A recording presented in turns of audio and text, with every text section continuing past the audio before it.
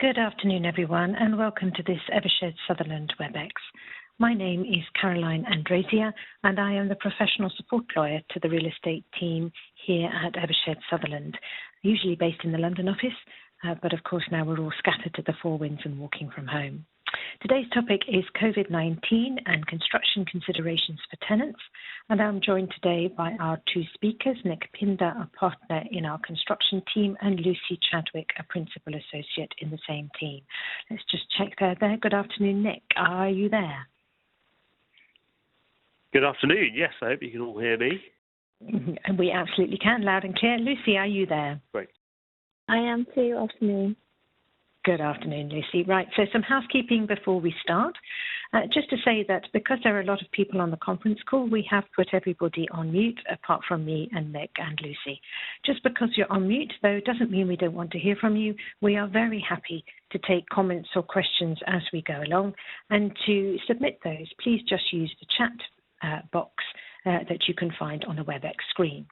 You can choose to send your question or comment for the attention of everyone, or if you use the drop-down arrow in that to box, you can then pick out my name individually, Caroline Andresier, and choose to send the question just to me.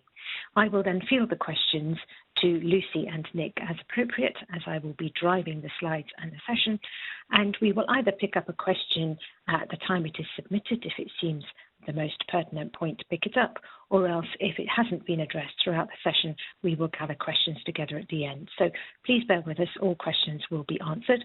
And if you come across other questions or if we run out of time after the event, then the last slide will be Nick and Lucy's contact details, and I'm sure they will be pleased to hear from you. We will keep within the hour. Everybody is very busy, I appreciate, and it's hard to keep momentum and concentration on a screen for over an hour. So we will move briskly, and if you want more details from Nick and Lucy, then please feel free to get in touch with them afterwards. So a quick moment or two on the agenda just to show you what we will be discussing today. And then I will hand over first to Lucy and then to Nick. So topics for considerations today, all from a tenant's point of view, are landlord's obligations to tenants, the consequences of delayed completion and access, rather inevitable in the extraordinary times in which we find ourselves, the likely impact, contractor entitlement to time and cost, and then Nick will move on to talk about potential closure of sites, the practical steps that we can take to ameliorate the position we find ourselves in, potential contractor claims, and then a look at other contracts in the whole scheme of things to see how we can make the best of the very extraordinary circumstances we find ourselves in. So that's our agenda for today. Lucy will speak first and then Nick will take over, and we're very happy to take questions throughout or at the end. Right, so Lucy, I shall click first onto your first slide, your landlord's obligations to tenants. Fantastic. Thanks, Caroline.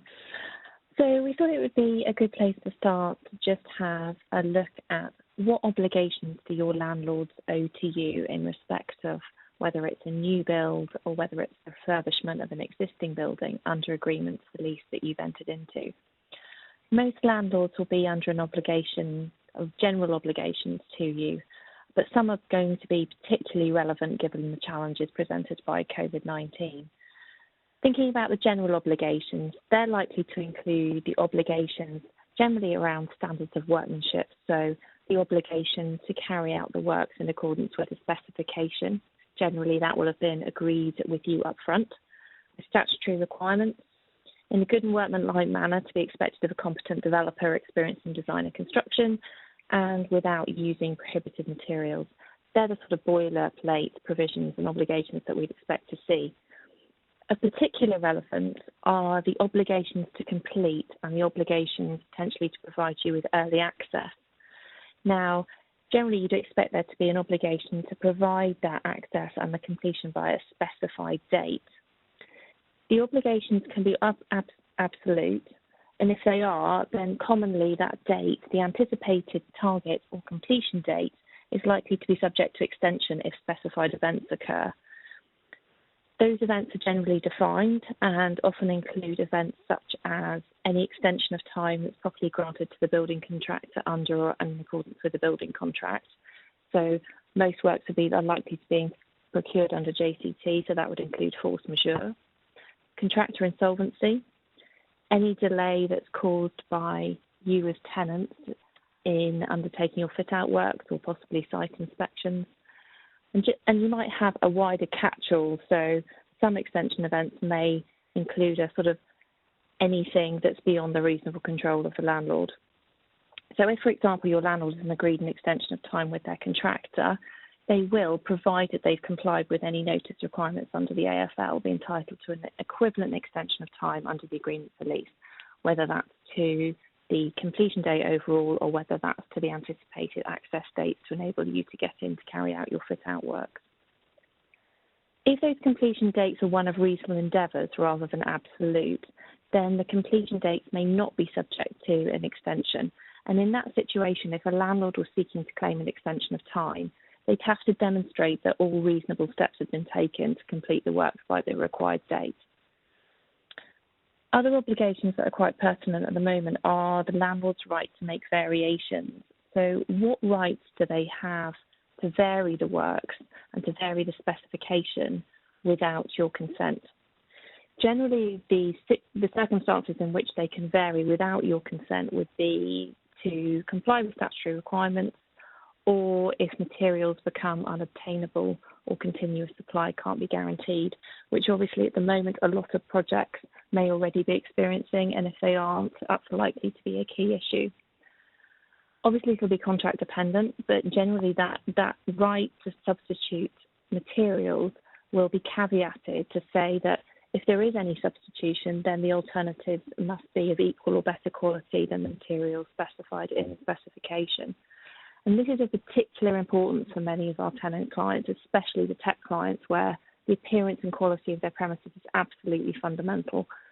So our advice here to you would be, do check the terms of your agreements for lease, check the response times and your landlord's obligations to seek your consent, and make sure that if you do receive any requests for approval, then you make sure that you're providing a response, whether that be approval, rejection or comments within the required time period. Because some agreements for lease may have provisions that say if you don't respond within that period, then you're deemed to have approved that change, which obviously you want to avoid if at all possible. Another thing just to flag is the landlord's obligation to procure collateral warranties and third-party rights. So we'd expect your agreements for lease to entitle you to receive a warranty package or third-party rights from the landlord's design and construction team. They're often, but not always, again subject to your contract, a precondition to lease completion. So easily forgotten, obviously we're all incredibly busy and remote working can make this more difficult, but do make sure you're liaising with your team and internally to make sure what obligations does the landlord have, what have they given you and what's outstanding and when does that need to be provided by. Caroline, if we could just move on to slide 2, please.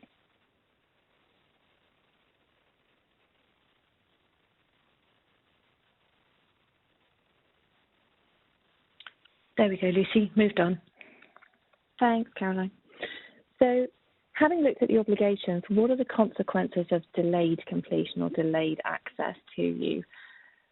The general position under the agreements for lease are that whether it's delayed completion or a landlord's failure to provide access to enable you to fit out by a specified date would either result in a liability to pay delay damages or delayed rent commencement, or if the works aren't completed by a long stop date, then you often have a right to terminate.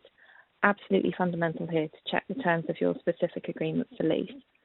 And in the current climate, what we are seeing is a lot of clients are agreeing with their landlords to extend target completion dates and long stop dates, as unless you or your landlord specifically wants to try and exit the arrangement, then nobody wants the other to exercise the right of termination. So the fundamental there is that if you're extending one date, we just need to make sure that all the dates are pushed out to make sure that those termination rights don't arise, but also being aware that to the extent that there is any liability to pay damages, we make sure that that's clocked to make sure that those damages are payable to you. Delayed progress of your works may obviously delay your access, and that's going to have a knock-on effect to your ability to undertake your fit-out works. So in addition to any remedies that might be available under the agreement for lease, we suggest that you maintain regular contact with the landlord or the landlord's rep, with whoever your main contact is, and ensure that you continue to attend all project meetings, you receive the minutes and progress reports that you're entitled to receive under the agreement for lease, and that you're receiving invitations to and have the right to make representations at those project meetings to the extent you have the right to do so under the agreement for lease.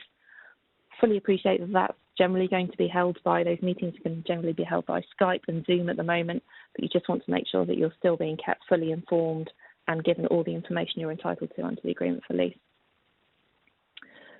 Just thinking briefly around, so that's the landlord's obligations to you in respect of their base build. But what obligations do you as tenants owe to your landlord in respect of your fit-out works under the agreement for lease? Generally, they're going to mirror the landlord's obligations in the main. So the key difference is that it's unusual for damages to be payable in the event of delayed completion of those fit-out works, as the date for lease completion will usually already have been triggered. So in terms of flags to check, we'd expect you to also be under an obligation to be providing collateral warranties, third-party rights to your landlord, to just make sure that you're liaising, or your project manager is liaising with your team to make sure that those documents are in place and still being provided. And the same in terms of variations of the works. So if you're currently undertaking fit-out works and you're experiencing labour issues or supply difficulties or challenges, and any change to that fit-out guide or landlord specification needs to obtain consent, then you just need to make sure that you're seeking landlord consent in accordance with the AFL provisions, and that they're providing a response in the appropriate time, because it may be that that deemed approval for the landlord, if they fail to respond, applies equally to them. If we could zip on to slide 3, please, Caroline. Right, Lucy, there we go. Likely impact. Thank you. So what are the likely impacts of COVID-19 on your design and construction team? COVID-19 is already having a wide impact on the construction industry and construction projects. Many of you will be feeling that already, and to the extent that you're not, it's very likely that the impact will be felt shortly. What do those impacts consist of? Well, it is likely to be a combination of delays to goods and materials, labour shortages, unavailability of key personnel and disruption of services. Could be unavailability of subcontractors and suppliers, whether that's either temporary or as a result of insolvency. And site closures, which Nick will come on to discuss in a bit more detail later. And those site closures could be from a contractor decision to close the site, your decision as employer that you're going to press pause on the fit-out works, or obviously a government instruction or order if there's a statutory and the government message changes that actually construction sites must close. So in that situation, what claims might you be facing from your contractors as a result of COVID-19? What you're likely to be seeing, if you haven't already, is early warning notices from your contractors advising of predicted or actual delay and or increase in costs, followed by potential claims again for time and cost. Some of you may be seeing your contractors suspending works, or hopefully not yet, but you may see some contractors seeking to exercise a right of termination. Just moving on to slide 4, if we may, Caroline, please. There we go, Lucy, slide 4. Thanks, Caroline. So, time and cost entitlement. Most of you, as I mentioned earlier, will be procuring works on the basis of a JCT form of building contract. So lots of people are asking the same questions as, does COVID-19 entitle a contractor to additional time and cost, or give rise to a suspension or termination right? So looking at these briefly, but each in turn. So additional time. Under JCT, a contractor must establish the occurrence of a relevant event to be entitled to an extension of time. They also need to comply with the notice requirements and establish that the notified relevant event has caused actual delay to the works. And of the relevant events under the JCT form, except that obviously, again, this will be contract specific, as many of you will be amending the standard JCT, so it's very important to check the terms of your contract. Generally, there'll be 2 relevant events that are most relevant at the moment. The first is under 226.12, which is dealing with the exercise of statutory powers. So this relevant event specifies that if after the base date, which is a date specified in your building contract, if after that date the UK government or any public or local authority exercises a statutory power that is not due to the default of the contractor or any of their persons, so i.e. subcontractors, but that directly affects the execution of the work, that would entitle them to an extension of time. The second relevant event is force majeure. Now, in terms of force majeure, there's no strict definition under English law, and again, it will depend on the facts of each case. Important things to bear in mind here is that under JCT, force majeure is likely to be restrictively interpreted given the other relevant events listed, and a contractor would need to show that it's been prevented from performing its obligations under the works. It's not enough for the contractor to say, actually, it's just becoming really difficult or it's more challenging because I have labour shortages or material supply issues. For force majeure to apply, if tested, the likely interpretation is that they have to have been absolutely prevented from performing the work. And in terms of the exercise of statutory powers, we see at the moment the government message is that provided you comply with the health and safety requirements, the construction sites can stay open. So it's questionable at the moment whether a contractor would be entitled to force majeure or an extension of time as a result of the exercise of statutory powers at the moment. Obviously, that may change. The situation is forever moving, but I think that's our view of the position at the moment. Just a quick highlight of other relevant events that may arise as a result of COVID-19. So if you as employer procuring your fit-out works decide to change the works, or you issue an instruction to postpone the works, or your team are delayed in performing their obligations under the contract, whether that's as a tech result or remote working, or if access is restricted or prevented, or any statutory approval process is delayed, then all those events under JCT could entitle your contractor to an extension of time. Key point to remember, though, in relation to all those relevant events is that the contractor will only be entitled to an extension of time if it's used its best endeavours to prevent delayed completion of the works. Again, obviously it's a grey area under English law. Best endeavours isn't clearly defined, but is likely to require a contractor to take all commercially reasonable actions, and that would include incurring reasonable costs, reprogramming, diverting reasonable resources in order to prevent delays. So even though an event may have occurred, they still have to have passed that quite high test in order to be entitled to an extension of time. Moving on to thinking about a contractor's entitlement to extra payments under a JCT. So in order to establish an entitlement to additional costs, the contractor would need to identify either that there's been a change in the work or that the relevant matter has occurred under Clause 421 of the JCT. The relevant matters as defined entitling a contractor to loss and expense, again, may vary between your contracts, they're likely to vary, but they're generally more limited than relevant events and are largely concerned with the acts and omissions of the parties. So, for example, the relevant events we touched on earlier of exercising statutory powers and force majeure are not relevant matters which would give rise to an entitlement to additional payment or a loss and expense claim under a JCT building contract. That said, events such as changes to the works, an instruction to postpone, delay by you as employer or your team, restriction of access or delay, those events may constitute relevant matters giving rise to an entitlement. So if a relevant matter does occur and a contractor puts a claim in, it needs to comply with the notice requirements of the contract. So make sure that you're familiar with the notice requirements under your building contract for the fit-out works. And it would need to establish that it's incurred direct loss and expense as a result of the identified relevant matter, and that it hasn't been reimbursed for that under another provision of the contract. Once it's provided all that information to you, you as employer would need to consider and respond within the required time limits to ascertain the amount, if any, that the contractor is entitled to. So that's a quick look at time and cost. What suspension rights do you have as an employer under a contract? Well, there's two scenarios here. One, if your contractor hasn't yet taken possession of the site. If they haven't, you have the right under JCT, subject to the terms of your contract, to defer the grant of possession by a period stated in the contract particulars under your building contract. And if that's not stated, it would be a period of not more than 6 weeks. If you choose to defer, then that deferment would constitute a relevant event and matter, so it would entitle the contractor to time and cost. Alternatively, if the contractor has taken possession of the site, again, you have the right to issue instructions in regard to postponement of any works, but similarly, that instruction would entitle the contractor to time and cost under the contract.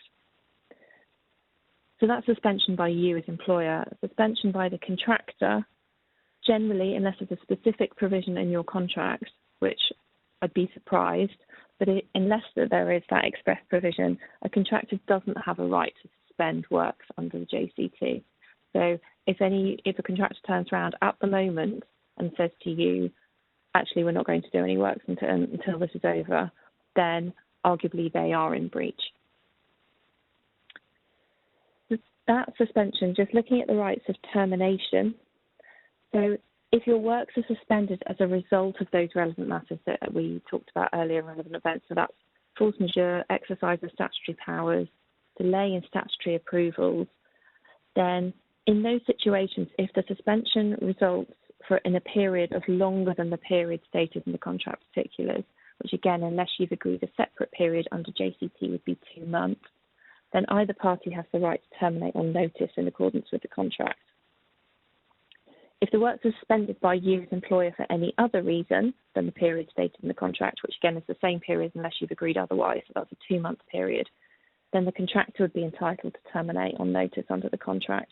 And in that situation, the contractor would be entitled to be paid for work completed and its loss of profit on the incomplete work. But hopefully for most of your projects, that's not a position that you're seeing at the moment. So, touched on closure of the sites, I'm just going to hand over to Nick now, who's going to discuss a little bit more about, do you currently have an obligation to close construction sites? Over to you, Nick. Thank you, Lucy. Caroline, thank you for moving on the slides. Thank you. First and foremost, I'll apologise in advance for any background noise. Rather ironically, given this topic, we embarked on a loft conversion a few weeks ago. So as a construction lawyer talking about COVID-19 and giving advice to lots of people about that, I'm having to manage my own construction project, and we presently don't have a roof on our house. So I'm living and breathing some of what we'll talk about today. So I'm just going to look first at site closure and whether or not a tenant or a landlord has an obligation to close a construction site. Now, the government did issue further guidance at the weekend, but it is just that. And on Sunday, they issued an update to its guidance on social distancing. And what it says in a new section, which didn't appear in the version issued after Boris was on TV a week last Monday, is that in the workplace and on site, employers should ensure that employees are able to follow the public health England guidelines, including, where possible, maintaining a 2-metre distance. So there is currently, and Lucy alluded to this, no obligation on a tenant or a landlord to close a construction site. And generally speaking, it's a matter for a contractor to look after its people and to ensure a safe means of working. And there is a broad spectrum in terms of the response that you can take as the employer under a building contract. And I've seen the full spectrum, I think it's fair to say, in terms of clients recently. But there is very definitely a hard line that can be taken subject to the terms of your particular contract with your contractor. And that is to say, that this is just a matter for you to deal with. Nothing is impossible. You've got to find the solution. You have an obligation to complete by the completion date with all due diligence, and that any suspension is unlawful.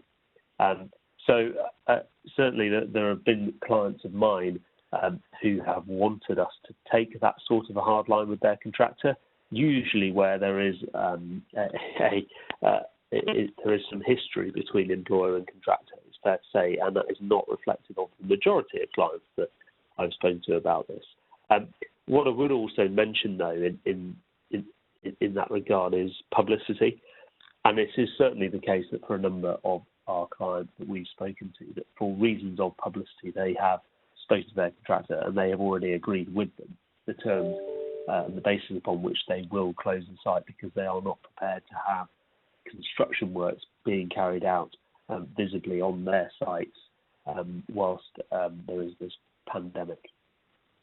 If we move on, Caroline, to the next slide, I just wanted to talk about some of the practical steps that you can take, and this is assuming you're an employer under a contract with a building contractor, to protect your position.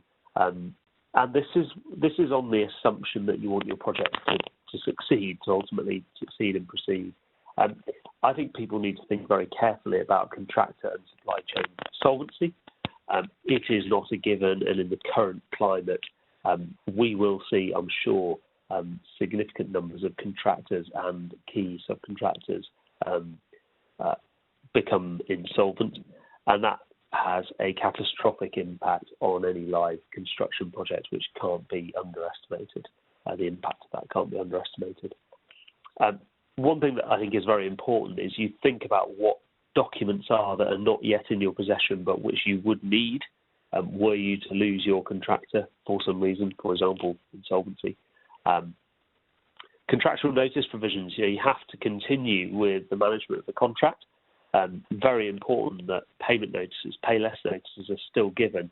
If you've got contractors who are cash strapped, they will be trying to put in payment applications that will quite possibly be overinflated, and you will need to put in those statutory notices. There is no wriggle room under the Housing Grants Act afforded by an event such as coronavirus. So you do need to look at those notice provisions, dig them out, have a look, check whether you can actually achieve them in light of coronavirus. Our office is shut, our courier is available. Do you want to agree for an interim period with your contractor that email will suffice? In which case you may want to include wording that service by email of a notice will only be complete if you don't receive a bounce back, an out of office or something of that nature.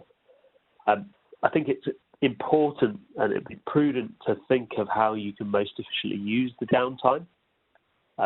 For example, you may have a project where the design is behind construction, and you may be able to use time when people can't be on site to catch up on design and allow the project to complete at a faster pace once works can continue.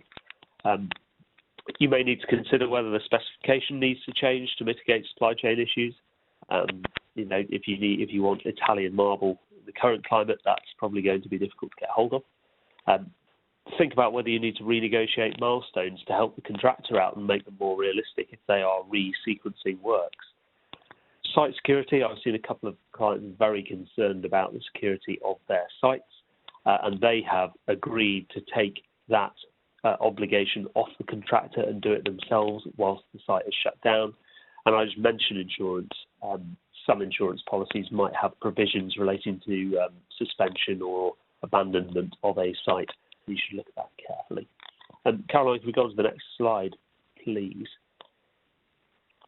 And just looking for a second at contractor claims. So if you do receive a claim from a contractor, what sorts of things should you be doing to mitigate the risk of that?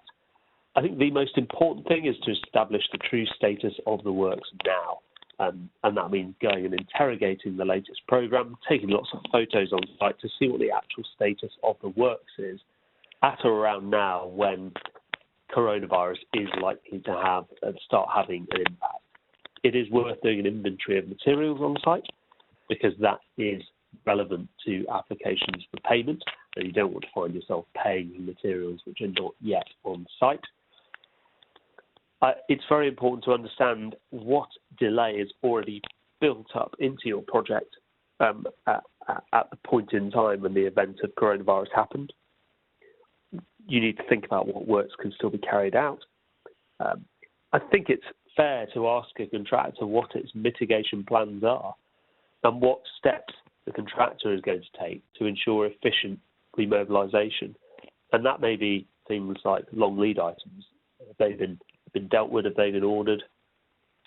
The other point I'd make is that there are opportunities to do commercial deals as a result of coronavirus and a result of the contractor market probably being more distressed than they might otherwise have been. And on the 31st of March, I settled a long-running final account dispute on behalf of my employer client with a contractor. We knew that the contractor's accounts filing date was the 31st of March, and we had made a cash offer.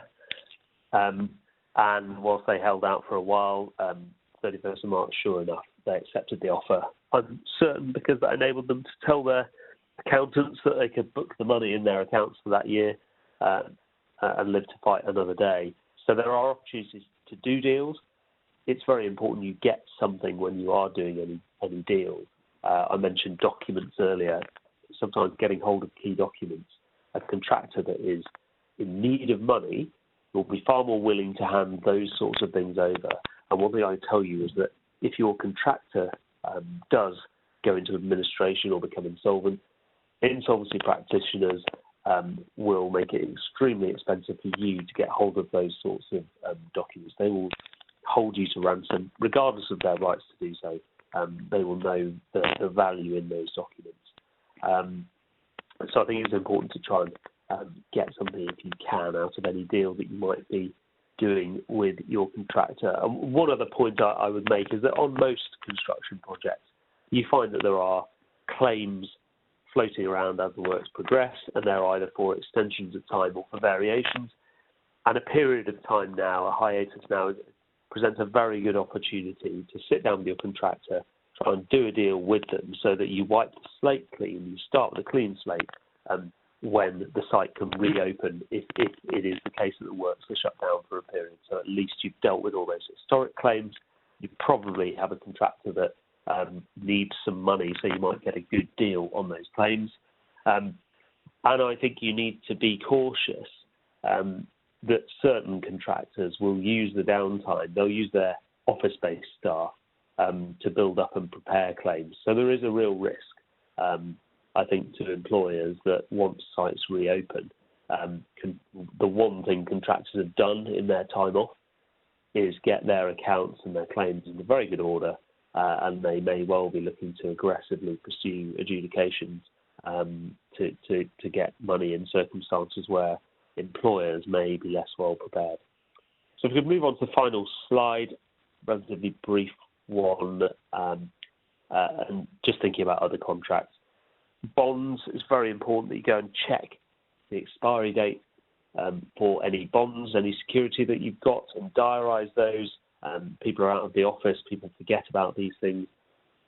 Perhaps most importantly, look at what is required in order to make a call on a bond if it's likely that you may need to do that. You sometimes need to get signatures from bank managers. They won't be in the branch, they'll be working from home, all sorts of complexities. So if you may need to call on security, you need to get your ducks in a row.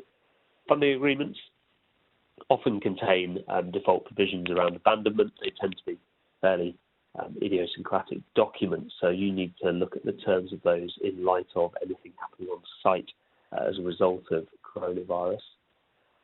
The final point I'm going to hand over to Caroline, if I may, on collateral warranties, and this is really a general point about execution of documents more generally, because I know, Caroline, you've been doing a huge amount of work in helping out our clients get around this difficult issue that's suddenly been thrust on us, where nobody is even in the office in many cases to courier documents and what have you. So that's all I had to say. I'll hand over to you, Caroline, if that's all right. Sure. So collateral warranties are one sort of document that we may need to get signed during this period of mostly home working.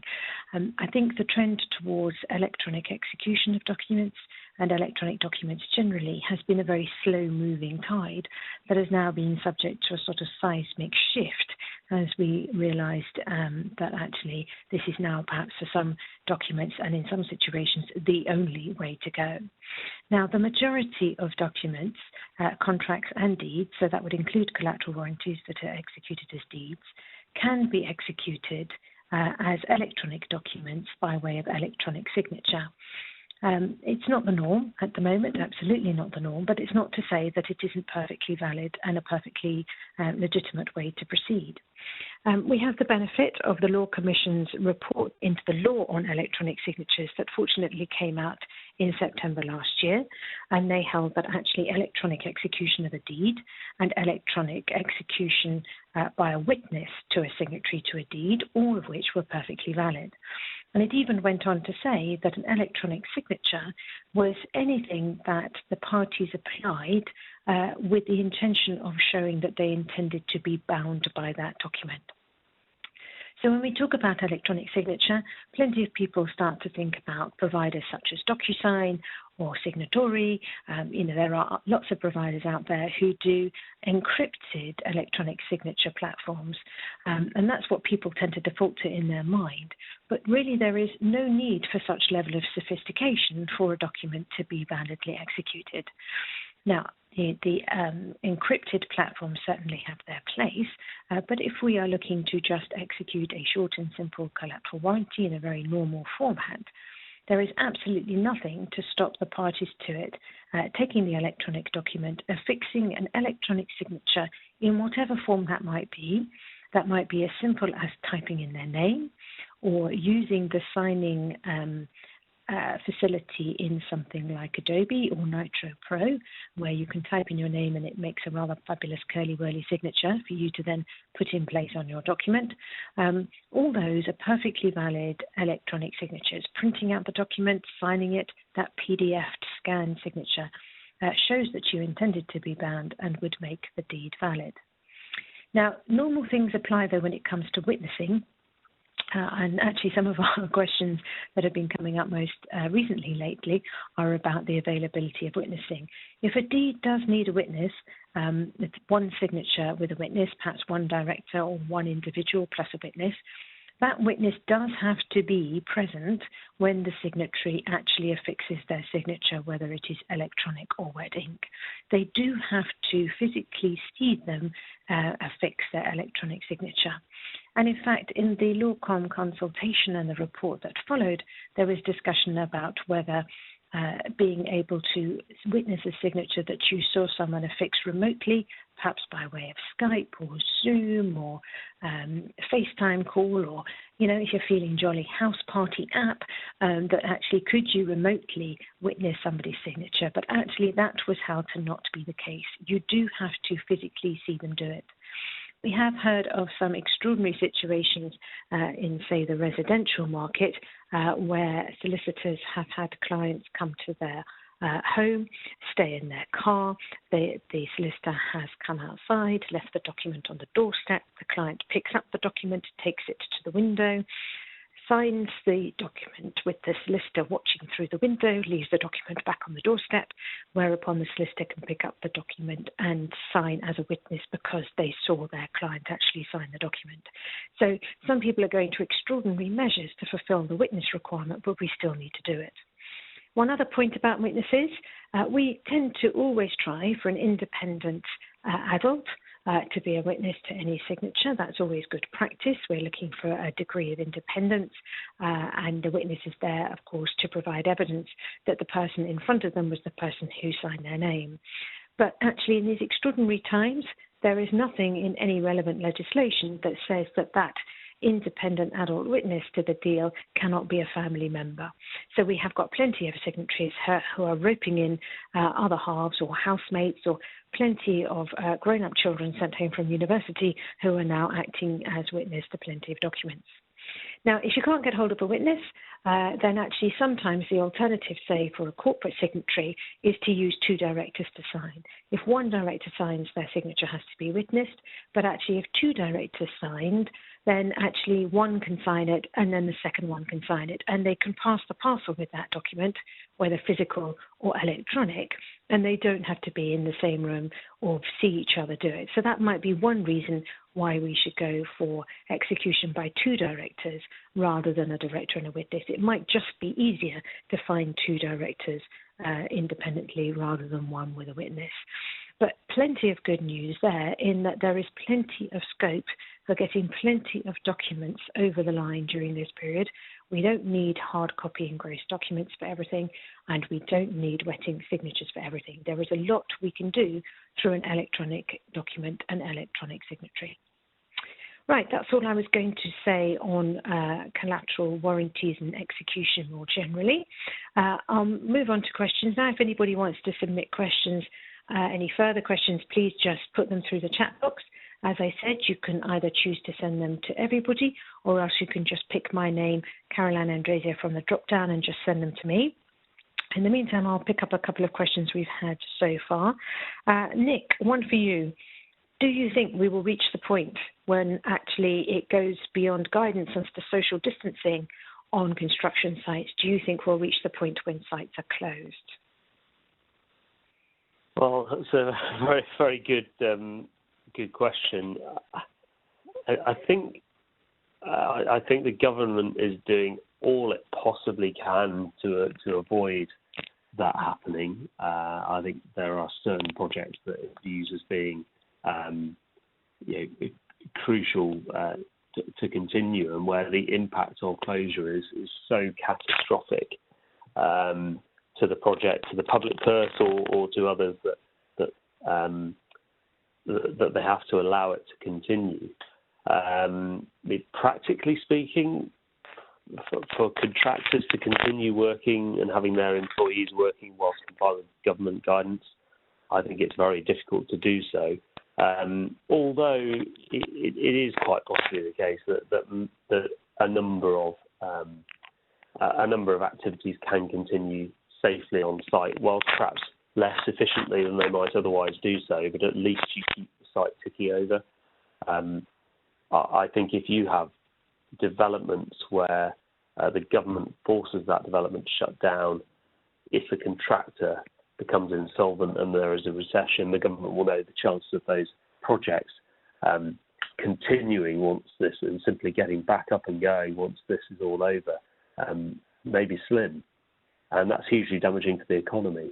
So I think the government is going to do all it can to avoid having to shut construction down.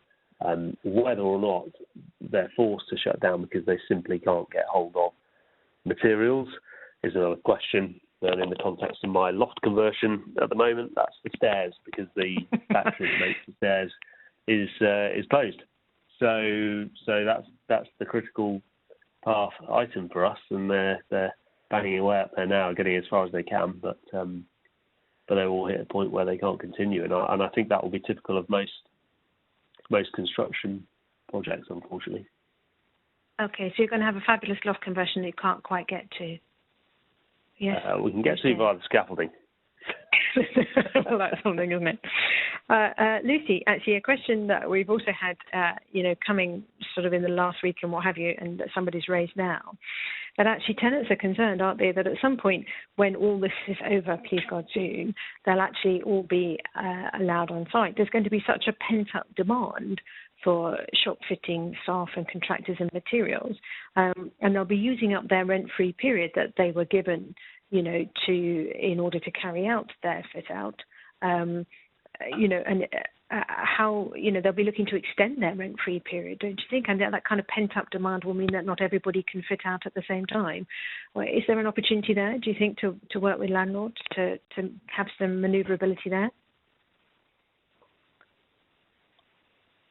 Oh, Lucy, are you there? Oh, I've lost Lucy. Nick, perhaps you could offer your thoughts on that then. Pent-up demand and rent-free periods for tenants. What do you reckon? Well, I'm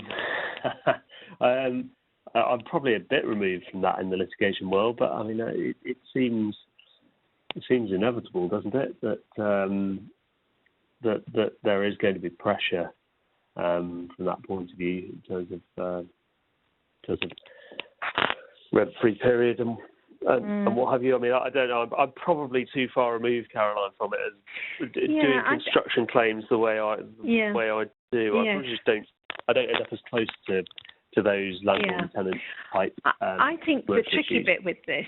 Yeah, I think the tricky bit with this is finding a point when we can say that it is all over, isn't it? It's finding a metric or a government announcement or something like that shows that actually you can no longer blame COVID-19 for your delay, that now you are supposed to be doing what you're supposed to be doing, what you contracted to do. And I think in all the conversations I've had with clients and colleagues over the last couple of weeks, whether it is about amending an existing agreement or finding drafting to put into something that we're signing up to now, is finding that objective trigger point when you can say, that's it, we are back to normal.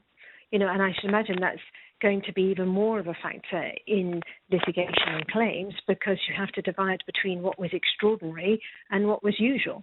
And that is really quite hard to do with the kind of moving feast of government regulation, stroke guidance, so sort of recommendation. So I think that's a challenge for us all there.